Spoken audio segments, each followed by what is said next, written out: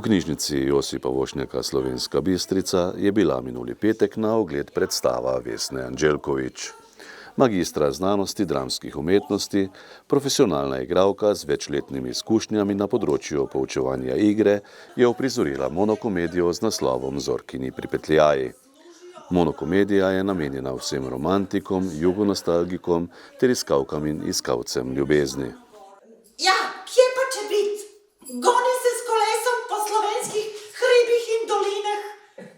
Rekla sem, da me ne boste narobe razumeli. Gledam ga, takšen postaven, fajn človek, verjeten uživate v posteli. Občasno, tudi gospa Mojca občasno uživa. Občasno, rekla sem, zakaj pa občasno?